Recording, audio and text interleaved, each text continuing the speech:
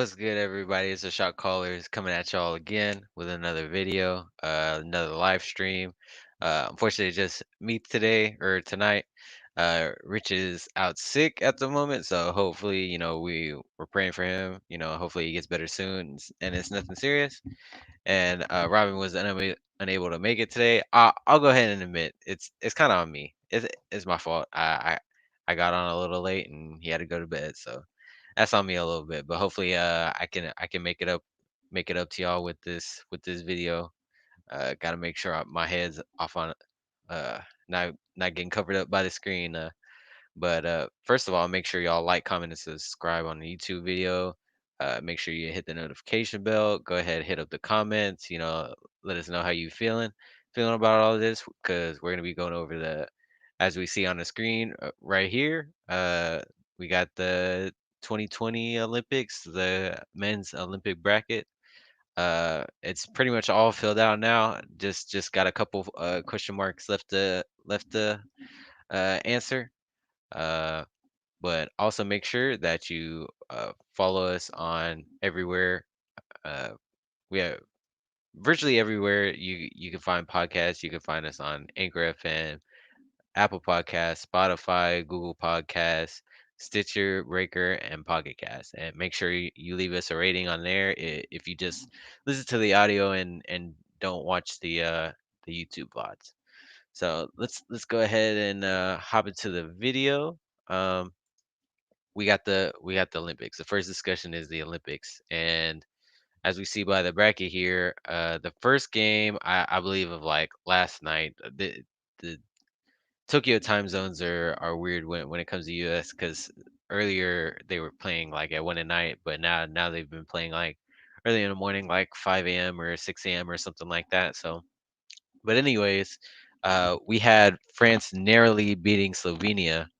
Uh, to get into the gold medal game, and obviously Slovenia got knocked down into the bronze game.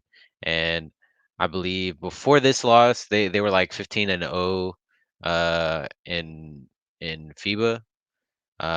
So I'm sure it was only a matter of time before Slovenia had their first loss. Uh, but it was a very very narrow loss. It was a close game back and forth. Throughout the first two quarters, but in the third quarter, France kind of pulled ahead. But then Slovenia kind of brought it back, like especially right at the end of the game.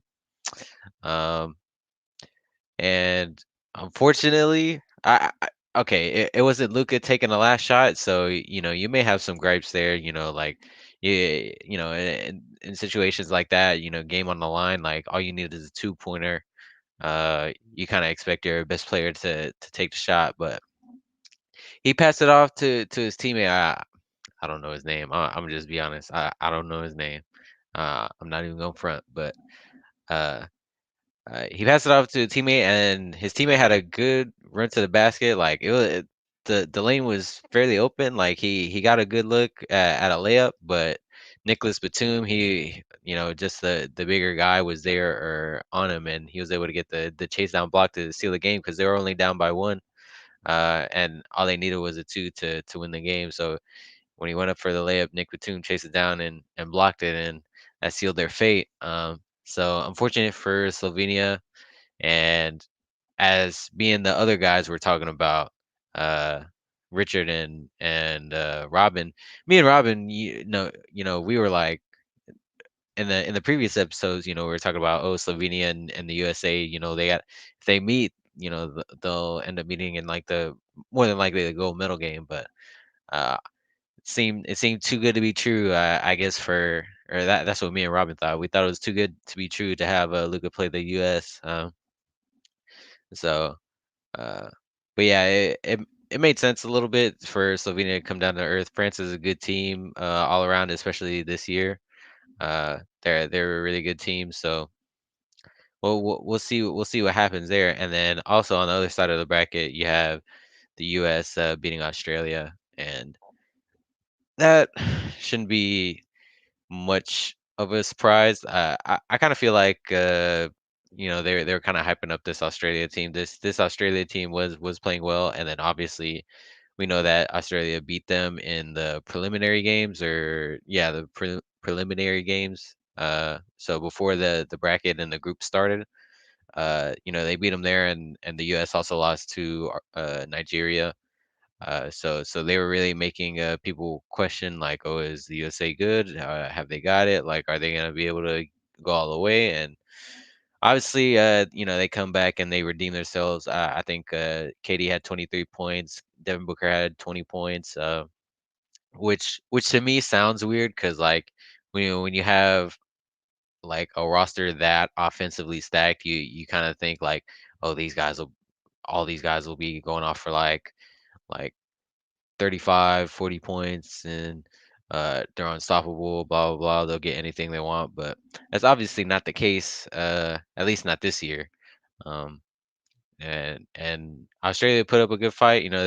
They've been a solid team throughout these Olympics. But I guess when the pressure's on, the USA came through and then won that game pretty solidly. Um, and that just leaves us with the final two games: the gold medal game, U.S. versus France, and for the bronze medal game, it'll be Slovenia versus Australia, and the loser of that game doesn't get a medal. And those are two great teams in the bronze medal game. So it's gonna be tough to see either one of them lose and not get a medal because I feel they probably definitely deserve it, but it's just how the cookie crumbles. And I mean, the bronze medal game is honestly probably kind of a coin toss. I'm leaning towards Slovenia, but I feel like I'm being a little disrespectful to Australia, who's obviously a good, all around team. So that's really a coin toss for me. But for the gold medal game, uh, this is a run back of I think the group stages of where France handed the U.S. their first loss in like I think something like since 2008, I believe, or something like that. So it's obviously France has a really good chance of upsetting the U.S. again. Um, but I kind of expect the U.S. I mean, it's kind of hard not to expect the U.S. to just like to not turn it on and get stuff turned around. Uh, in, in time to especially when the pressure's on and they're trying to go for the gold medal. It's kind of hard not to expect them to end up turning stuff around.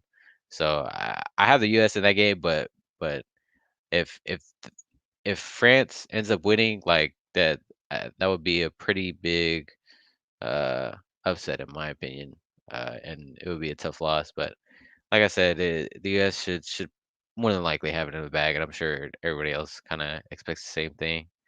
Um, and then now we're gonna move on to all the trades because there have been a lot of trades going on. Uh, it's been crazy to say the least. Uh, it's kind of hard to keep up with. I mean, just look at this. Like, I mean, free agency started like last week or something, and so much has happened. And I have a kind of a loose list of kind of um like the kind of the how do I say it? Uh I guess kind of notable trades is what I'm trying to say. The notable trades that kind of happened. Uh well, we could go ahead and continue off with the Lakers because I feel I probably have the most to say about the Lakers. Uh a lot of people I've been seeing a lot of differing opinions about the Lakers. Obviously Lakers fans, they're really high on this team. They got Westbrook and then they dropped Kuzma, KCP, Harrell, all those guys. And they got Westbrook and then they were also able to pick up, because they were criticizing that trade at first. Oh, the spacing's bad. They got rid of one of their best shooters in KCP. Um, but they were able to bring in um, a couple guys like Wayne Ellington, Kent Bazemore, 3 and D guy from Golden State. Uh, Trevor Ariza again, 3 and D guy. Uh, and they also got Carmelo Anthony. But all these trades to me, including Westbrook, are like really weird because I feel like especially getting Carmelo Anthony and they got Malik Monk as well. Uh, those guys are you know pretty solid shooters. But it's just like in my opinion, I feel like this is just like a group of guys, and I have a hard time seeing this form together and making like a good, solid, cohesive team. But I mean, if anybody could do it, or if anybody could make it work, it would definitely be LeBron. Um, but it's still just like a huge question mark. Like we don't know how the fit is gonna work. Can Westbrook, you know, cooperate? I mean, I guess cooperate's kind of a bad word because of course he can, but is it really gonna fit with LeBron and AD, and then also you're throwing in Carmelo? Like, what's his role gonna be? Is he gonna be like, I mean, I'm assuming it's gonna be pretty similar to Portland, like kind of a spot up guy with an occasional ISO, especially if it gets hot, or maybe they're uh running out of options on offense, or but obviously, when you have the trio of Westbrook, LeBron, and AD, like you shouldn't really have that problem of running out of offense, at virtually any time. Uh, but also, I, it's just funny because everybody's age on the team is pretty old, like or reasonably old anyway. Like Westbrook's 32, Winnie Ellington's 33, Kent Bazemore is 32, LeBron's 36, Ariza's 36, AD's 28, um, Gasol's 36, Dwight Howard, which they got on the team or got back, is 35. Carmelo's 37. I didn't even know Carmelo was the oldest guy on his team. Uh, and Malik Monk's 23. So there's only like two guys below 20, and AD's 28, but he's pretty injury prone. So that kind of ages him artificially, I guess. Um, but that's also another question. Like, I mean, LeBron has been healthy as virtually his whole career. He's never really missed that many games until recently. Um, but can he hold up his age?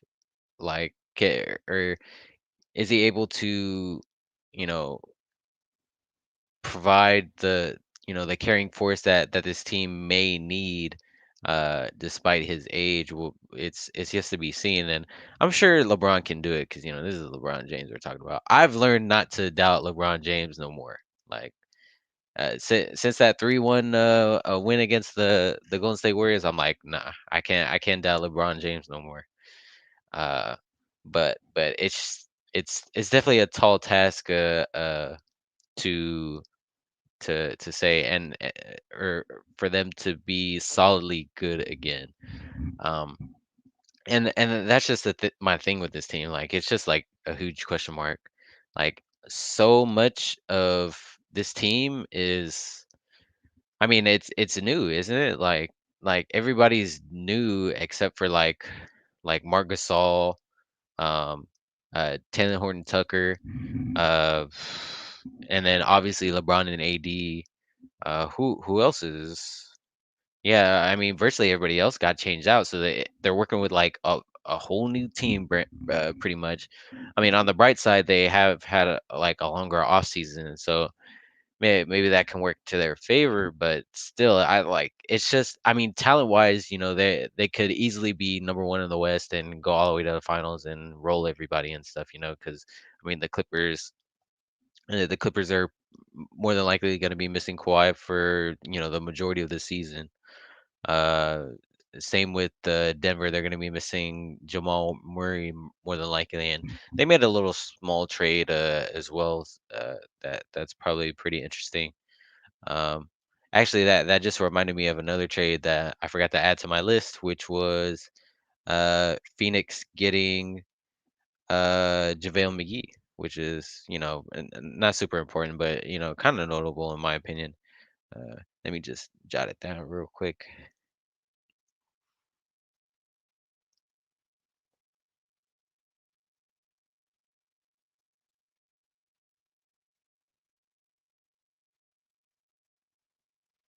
All right, yeah, Phoenix gets JaVale McGee. So, um, but also, the Lakers were also able to get Kendrick Nunn, which thanks to my little list here, I've been able to pull up or remind myself. But yeah, everybody's like pretty much new, and also Kendrick Nunn's a younger player as well. So, but yeah, it's just like this team is like a complete question mark. They can be really good. I think I it's like really I don't know. Like they kind of have the same problem as Brooklyn, but where as in like their three stars are questionable to stay healthy throughout the entire season because Westbrook's had his fair share of injury problems. AD obviously has had trouble with dealing with injuries, throughout his career. And recently, LeBron has, had the high ankle sprain, and I think 2 seasons before that, he had a groin injury that actually kept him out for a significant amount of time. So um, it's just I don't know. Like it's injuries, and then it's also like fit. You know, are they gonna be able to work together? I don't know. But now that I think about it, it's kind of it really is pretty similar to Brooklyn in terms of like, name value, like, 'cause, especially after they got like okay, they got James Harden, but then they also afterwards got, Blake Griffin and LaMarcus Aldridge, and you could kind of like and or what's what's the word I'm trying to use? Like make an analogy for the Lakers, like with like Carmelo Anthony and Dwight Howard. Like, oh, the name value is like really high with those two, but are they gonna play like to their expectations? Probably not, or like their previous expectations, probably not. But within the reality that is today and the recent just how they played over the last couple of years. We'll have to see how they work with this Lakers squad. It's just weird. My prediction for this Lakers squad is like they're gonna start out the season bad, like I said in the last video. They're gonna put it together and be a solid team in the West, but unless they get the first or second seed, I think they're probably gonna go out like second round. I had to guess. Like yeah, like I said, unless they're the first or second seed, I think they're going out in the second round. Like they obviously have the team to prove me wrong, and they can easily prove me wrong. But I want to say that they're going out in the second round just because like I don't I don't feel like they're gonna mesh. Like I feel like they're gonna be just a bunch of guys out there. They threw as much talent as they could out there and hope for the best, pretty much. So. Uh, I'm not a big believer in this Lakers squad. They'll probably have their ups and downs throughout the season, but it's still yet to be seen. And I guess to move along from that, you know, we'll go ahead and talk about the team that traded with them to get Westbrook, which is Washington. Obviously, they got Kuzma, KCP, Harold, but now they also got Spencer Dinwiddie, which is really really cool in my opinion. I feel that the Wizards kind of have a pretty solid squad now. Um, like obviously nothing too special, but I think they're a pretty good shot uh for at least the eighth seed. Probably highest, probably like sixth seed. But I feel that this year, or I mean this off season, and this free agency like has really like raised the floor for the East. Like I feel like they like the middle of the pack teams are a lot better or are a lot more solid now. I would say. uh, with the exception of probably the Celtics, probably who like haven't really made any like significant moves. Um, but I mean, Jason Tatum and Jalen Brown, they've both been, stars. Uh, who knows if they could continue to take it to the next step, and then they look so good that they're able to get like a top three seed in the East. We'll see because we also don't. I guess you could also say the same about the 76ers, but yeah, back to Washington. Like I feel like they have a pretty solid squad now. Like they're not really shallow. They have Ish Smith. I'm trying to remember their center that they had to finish last season. I can't remember his name, but everybody was like super high on him.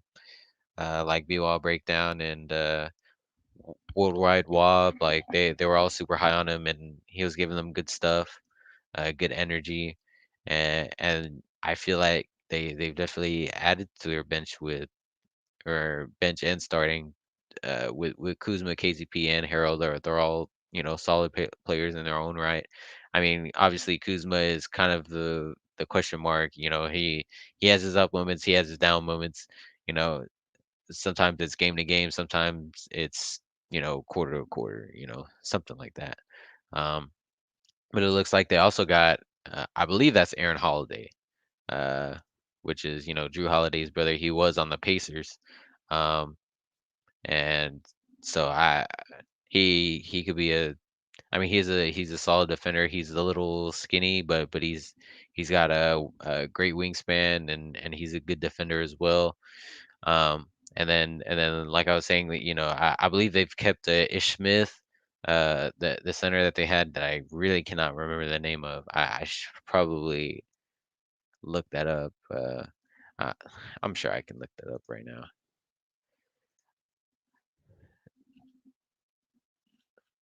Washington Wizards roster. Oh yeah, they still have Davis Bertans. They still have Rui Hachimura. Uh, who else? Let me see. Who is that center that I was talking about? Obviously Denny. I can't say his last name. I've heard his last name. Oh, Daniel Gafford. Daniel Gafford. That's who it is. Uh, Denny Avdia. Uh, he got hurt end of last season, but hopefully he comes back better, or we're all as well.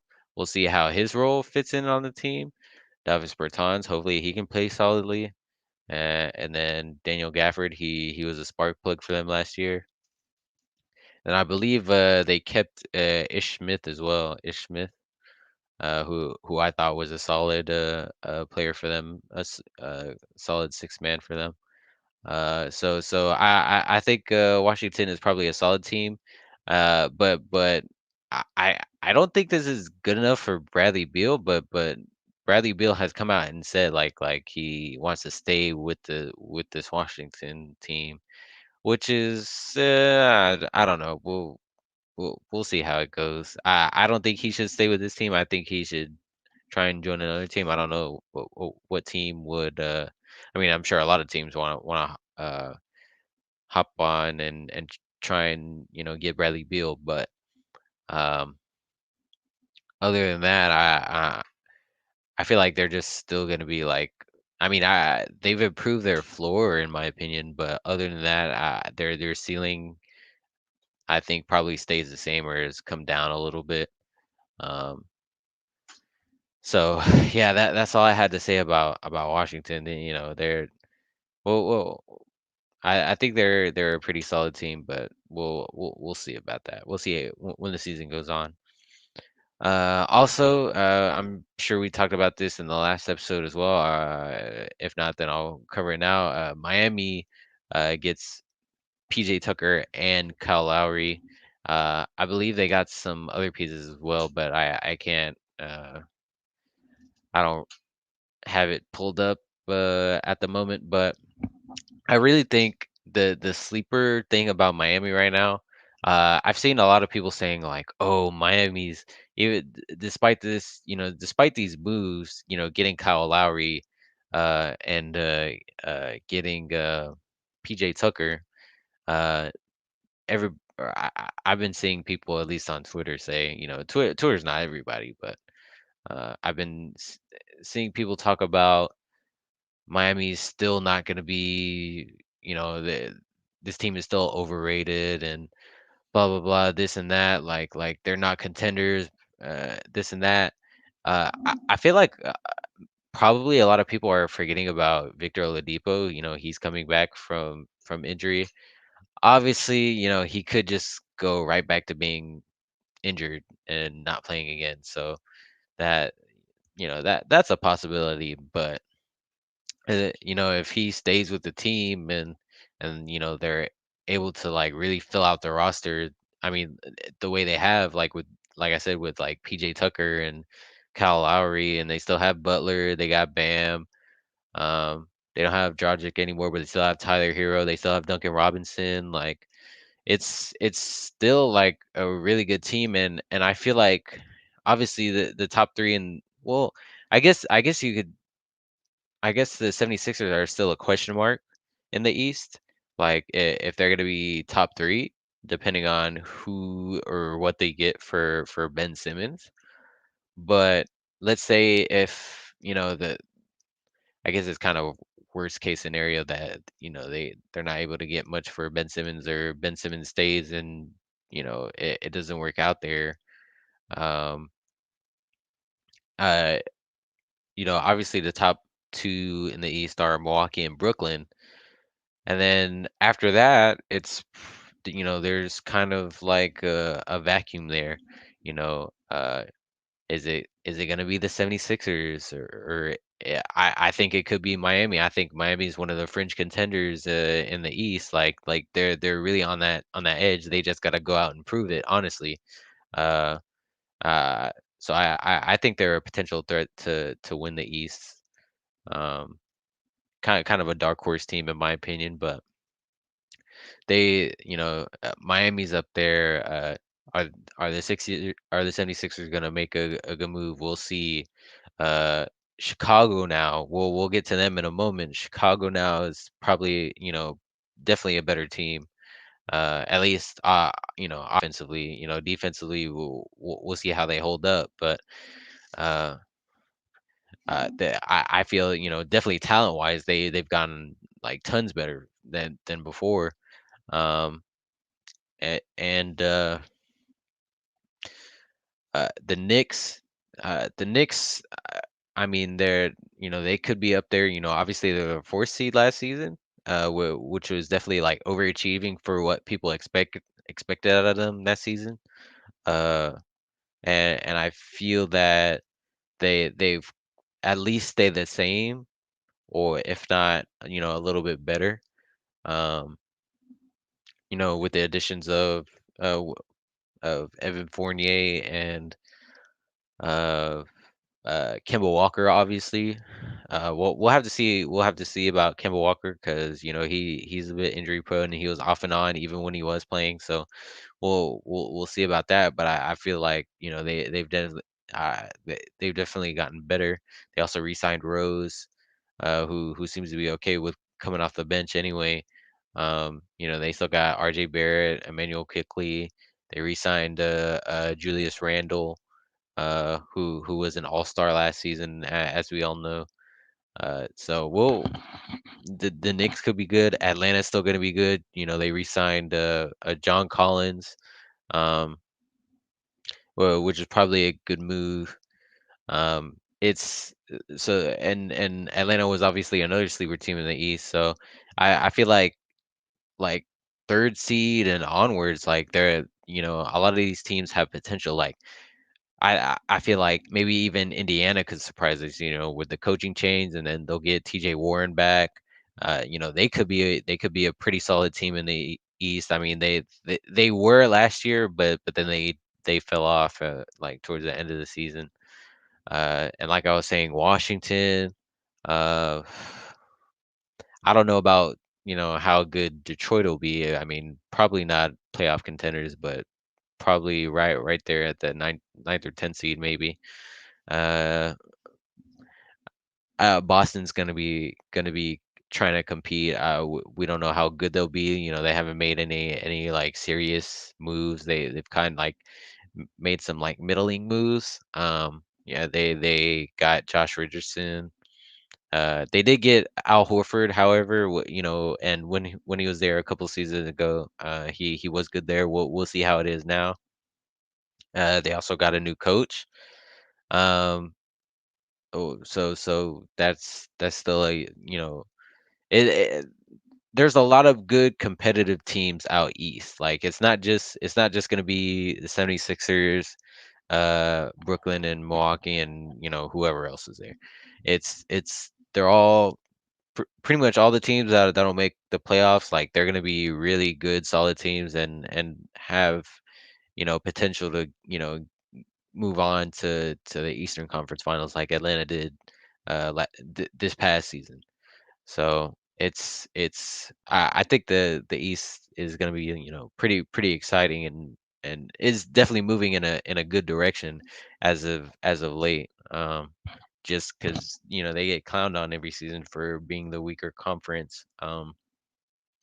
But they definitely seem better. But then at the same time, if everybody gets better, then you know, or it's like that one saying, if everybody's special, then no one is. So if everybody gets better, then everybody might end up staying the same.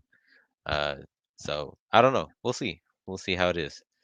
Um, but yeah, I like I was saying, I think Kyle Lowry, PJ Tucker, they make Miami fringe contenders for to make it out of the Eastern Conference in the playoffs, potentially, especially like when they get Victor Oladipo back, uh, depending on his health. But even irregardless of his health, like they still have weapons there. Moving on to Chicago, obviously, we knew they got Lonzo Ball, but they also got DeMar DeRozan, which is really interesting. It definitely caught me off guard. Uh, a lot of people were saying, "Oh, he's gonna go to the Lakers." I mean, I guess Lakers fans are so powerful that they can kind of like argue that anybody could come to the Lakers. So, um, but yeah, I mean, but also Demar's from Los Angeles, so there's reason to go there. There was rumors he might go to New York or wherever it was. Um, but he goes to Chicago, and I think this is really exciting. Like I like to see that Chicago is going to be good and competitive again. I kind of had decent hopes for them, last season, especially after that Vucevic move.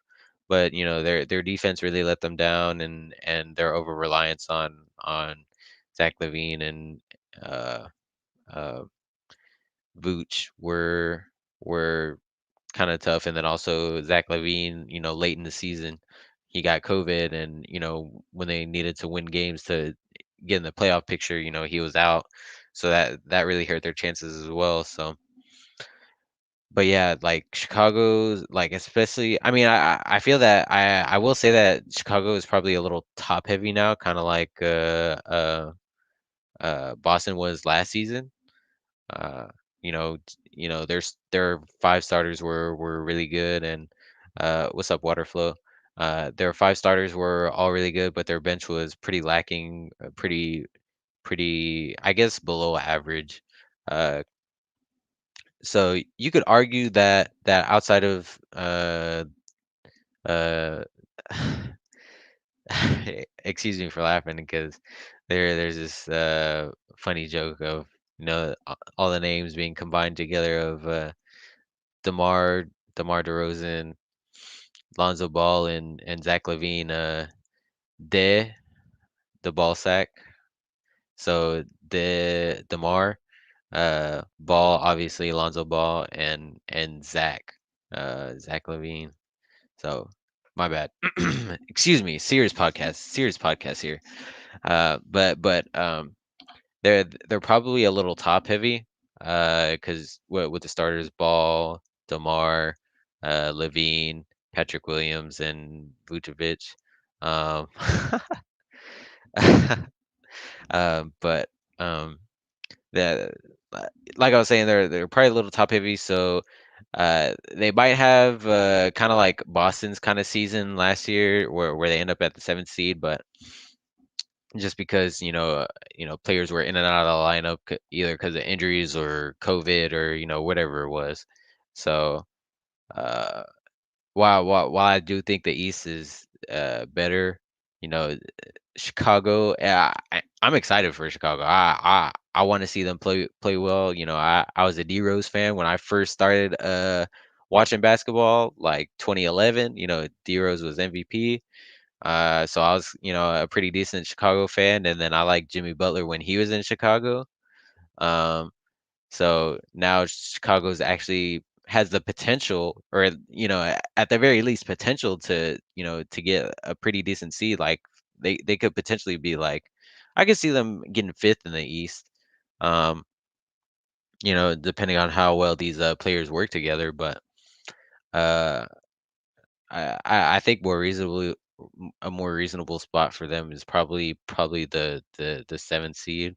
But I'm excited to see them play decently and have them uh work together. And Waterflow just said, did you see Kelly Oubre is going to the Hornets, light skinned team, bro? Honestly, I didn't know Kelly Oubre went to the Hornets, but that's definitely true. That is a light skinned ass team. Obviously, you got Kelly Oubre who's now there, who is a super light skin, by the way. Bruh, he's so in his head. But anyway, you got Lamelo. I would say PJ Washington is a light skin, and he's on that wild shit. Like I don't even know all the details there, but Brittany Renner and that whole situation.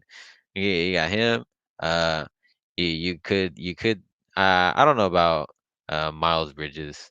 Uh, I mean, he's kind of on the edge. Kind of. I mean, honestly, he's kind of like me. And like, some people will say I'm light skinned, but I'm also I think I'm kind of brown. But anyways, but yeah, that is a light skinned ass team. But that's another team that I uh Book Knight, the rookie, he's like Kelly too. And hey, what's up, X? But yeah, I forgot about the Hornets, honestly. Like, oh, and then they also have Gordon Hayward. Hopefully he stays healthy. But yeah, the I mean the Hornets were as like high as bro. We're talking about the Charlotte Hornets, bro. They got a bunch of light skins on that team. They got Kelly Oubre, they got Lamelo Ball, obviously. I mean they got a white dude in Gordon Hayward. But but yeah, I mean, like I was saying, like the Hornets are, they were as high as the fourth seed last season, for a good solid amount. I mean, when Lamelo was there and he wasn't hurt, but bro, no, I'm not. I'm not light skinned, bro. Or I'll be acting light skinned. Come on now, come on now. I'm humble. I'm humble, bro. Come on. I'm not like that. But yeah, they were high as a four seed last season, and they could potentially do it again. Barring injuries or anything especially to Lamelo or Gordon Hayward or anything like that. So yeah, I mean the East, like, pretty through and through, like they could be pretty solid. Um, so yeah, I'll go ahead and move on to my thoughts for the next team. I'm gonna go out. Oh, Waterflow. Are you from eh, are you from Charlotte or the Charlotte area, or that's just your favorite team? Um, uh, but yeah, he says, oh, we were the fourth seed. Uh, we'll probably be like the sixth if we're healthy. Not gonna lie, some of the people think I'm crazy. I don't think you're crazy. I think that's pretty reasonable. Uh, to say they could definitely get the sixth seed. Excluding like injuries. So I feel like whatever team really gets okay, now you're just supporting the team. Okay. No, I get that. I think they're a cool, fun team. I like PJ Washington as a player and stuff like that.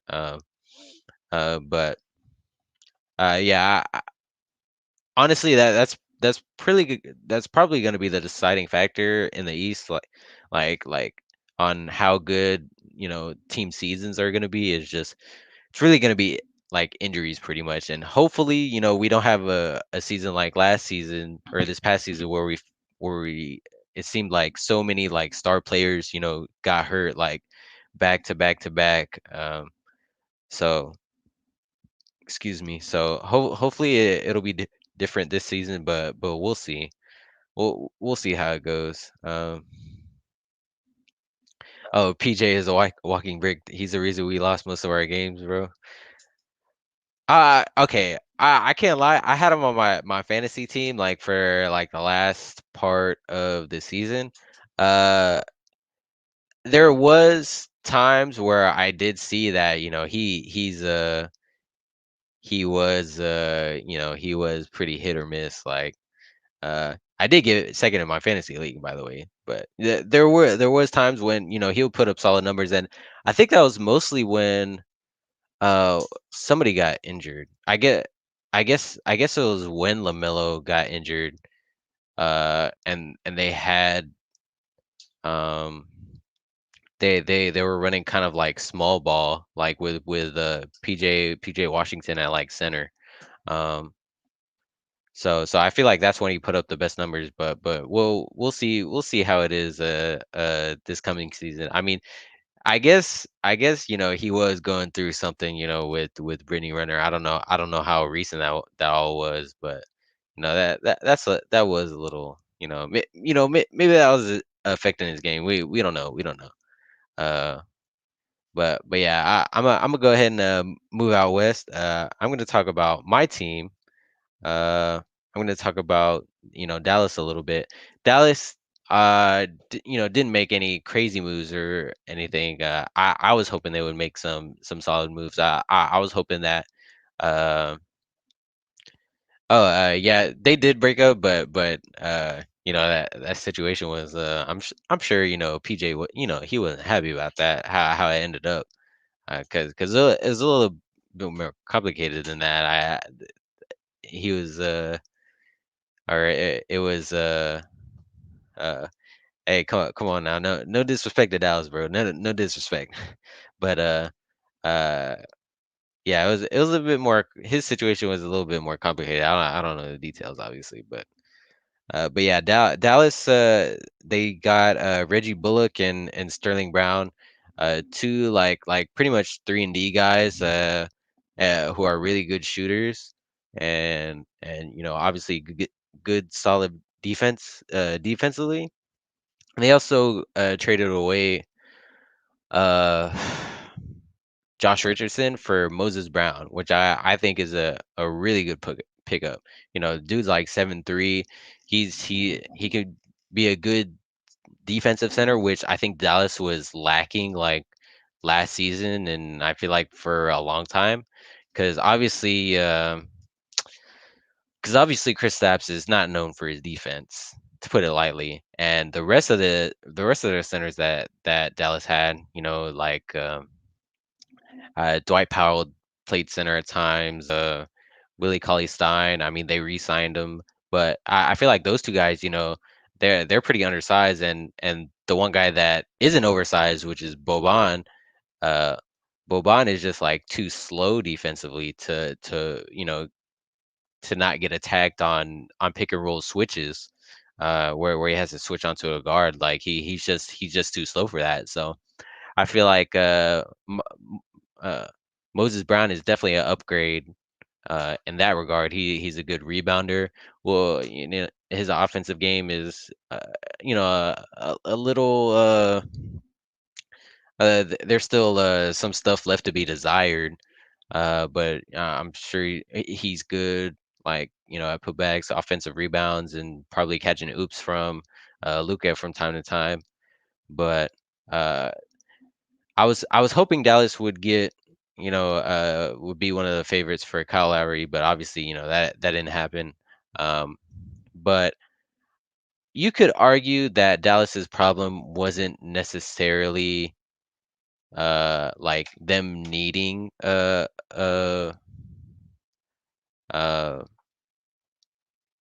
another ball handler or playmaker or whatever.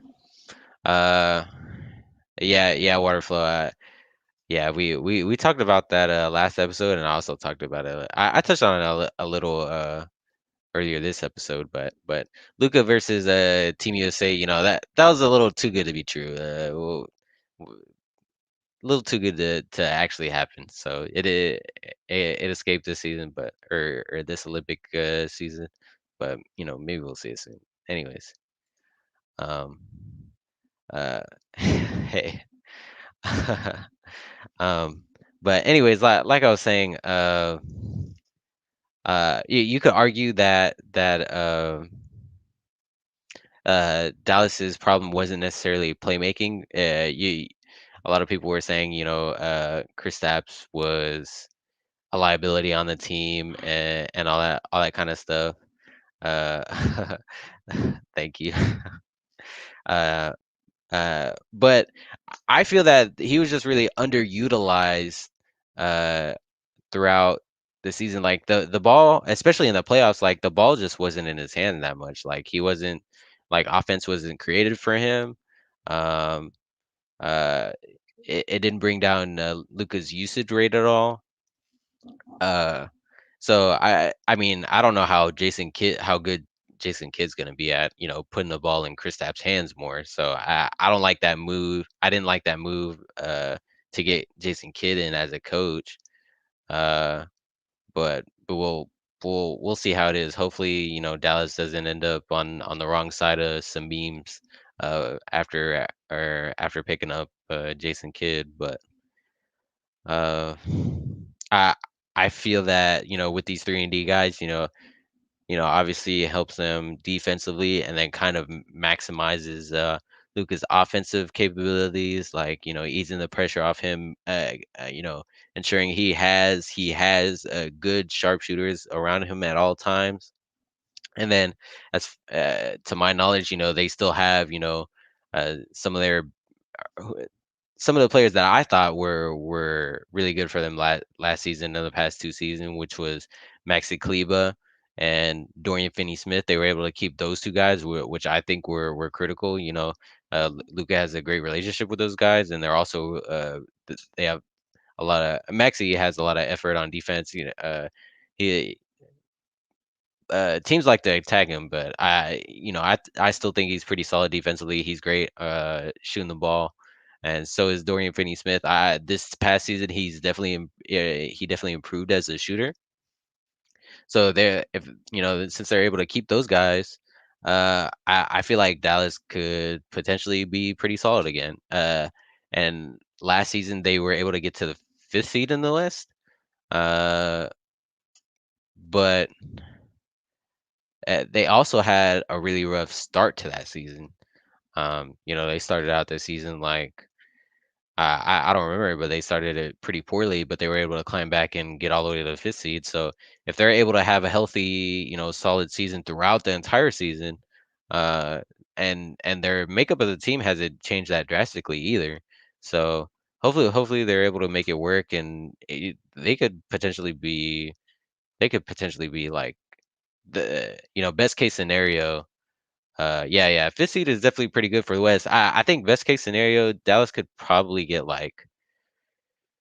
I'm trying not to be a Dallas fanboy, but okay, best case scenario, like I was saying, probably third seed. Um, but more realistically, probably they'll probably get like fourth or fifth seed again. Um, uh, barring any crazy injuries or anything like that. Um, but anyways, we can go ahead and move on to. I was just gonna touch on Denver uh,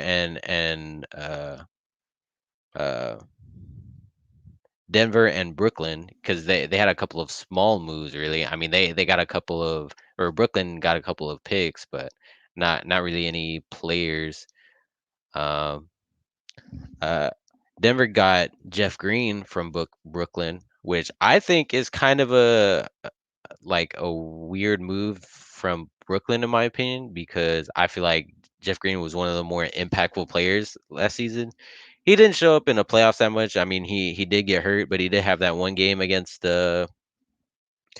Milwaukee where he helped them. He helped you know he helped KD carry that team to a win. Uh, so I like I was saying, I thought he was one of the more impactful players on Brooklyn. So it's weird to see him go. Uh, um, but he does go to Denver, and I don't know how much he Jeff Green this move will help uh Denver.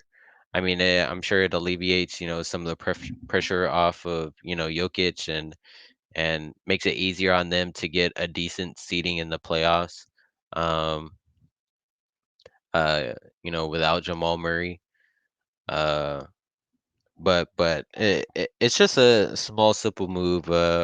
We'll see how it is. Denver this season. I mean, with the injuries, I mean, Jokic is coming off his MVP season. I don't think they're gonna get third seed again. I think they're probably gonna be like sixth, fifth seed, like maybe seventh.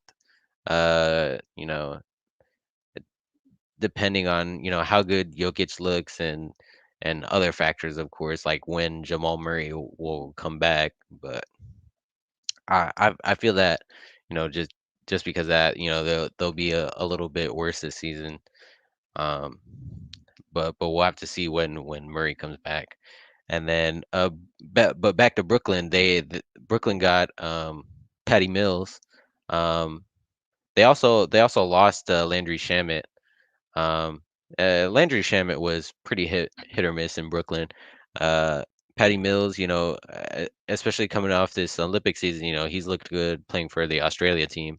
So, um, it's maybe he could have some impact on this Brooklyn team. Be a solid, consistent shooter, like kind of like Joe Harris. Uh, Patty Mills also has a little bit of playmaking to him as well. Uh, we'll see how much it matters. I mean, I'm sure what really matters when it comes to Brooklyn is James Harden going to be healthy? Is Kyrie going to be healthy? Is KD going to be healthy? Like that's pretty much all it is. I will say that I feel that next year will be Brooklyn's year. I feel like the stars will align for them, and they'll I think they're probably easily my favorites in the East again. But yeah, kind of a weird move to lose Jeff Green and I guess Landry Shamet to some degree. But if especially if I mean if Joe Harris was kind of like the X factor last season, and he disappeared in the playoffs. So maybe this next playoffs, maybe he learns his lesson or he learns something from this experience and he plays better. Who knows? We'll see because Brooklyn is still a question mark. Especially with their three stars. But well, I think they're easily the favorites out of the East next season. The next one is kind of a funny one, which is Andre Drummond getting sent to the 76ers. And let's see if I can pull up the tweets because Richard had a couple of, or he found a couple of funny tweets and all that. Or I mean, I guess Instagram posts from the 76ers old Instagram. Let me just read the caption of the original post. Or Joel Embiid posted back in 2018, November 2018. He was like, he it's a picture of him and Andre Drummond, and in the caption he says, I own a lot of real estate and Andre Drummond's head, and I'm on my way to build more homes. Uh, uh, and then now, obviously he's on the 76ers now, and the pictures that they took uh of Joel Embiid and Andre Drummond together, they look kind of funny.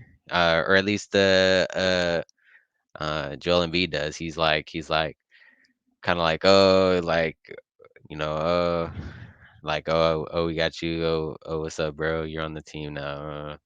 You know what I mean? Like not too excited. And then also in the 76ers post, they were like, welcoming Andre Drummond, but they in their caption they said, "Let's share some real estate." So we'll we'll see how that goes. I think that's kind of a funny move. I don't know. I don't know. I think it's funny. It's definitely not, helping them that much.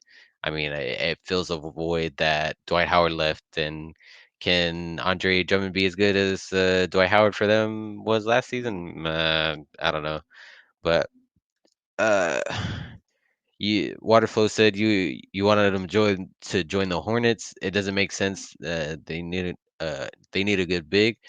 That's true. I don't know how good Andre Drummond would have been.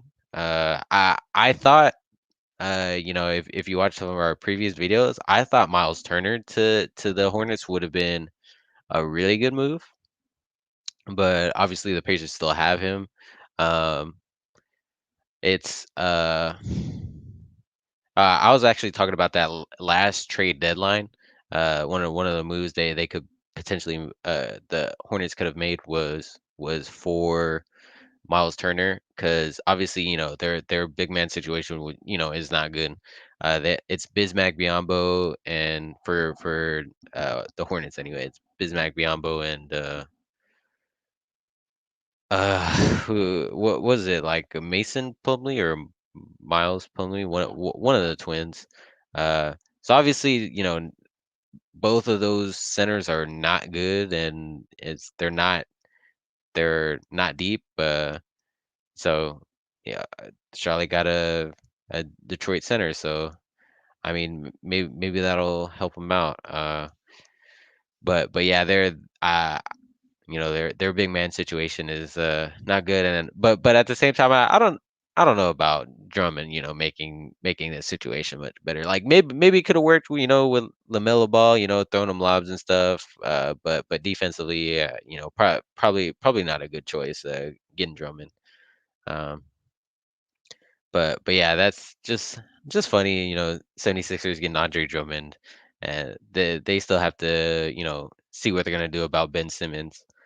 Um, Hopefully they get a solid return. It'd be crazy to see, if somebody like overpays for Ben Simmons, or however it's gonna be, but we'll see. They still have a lot of time to come. Uh, I'll go ahead and touch on the Knicks. I kind of touched on the Knicks earlier. They got Evan Fournier and got Kemba Walker, and they re-signed Derrick Rose. Uh, they definitely improved their guard slot. They still have Elfrid Payton, but I think it's pretty safe to say that he's not gonna be starting. Uh, Not anymore anyway. So they've definitely gotten better on that end, just not playing Elfrid Payton. Uh, um, and then they re-signed Derrick Rose. So, their spark plug, one of their key offensive threats last season, or at least especially in the playoffs, but throughout the regular season too. He was one of their better guys. Shout out to Derrick Rose, my childhood hero. Uh, And yeah, I know what you mean, Waterflow. Yeah, the 76ers want a player like Curry for Ben Simmons. Yeah, it's crazy. It's crazy what they're asking for, but we'll see. We'll see if a team bites on it or not. But yeah, they've definitely improved offensively. They put more weapons around Julius Randle. RJ Barrett's still there. He's still developing.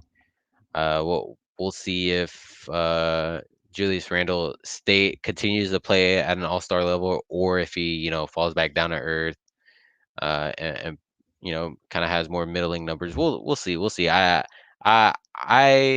have good expectations for Julius Randle. I believe maybe his numbers will dip a little bit, uh, potentially just because his usage rate will drop down a little bit, but.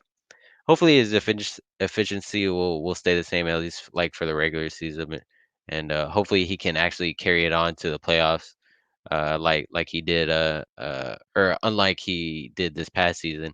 But with these more dynamic offensive weapons on their team, that'll definitely help.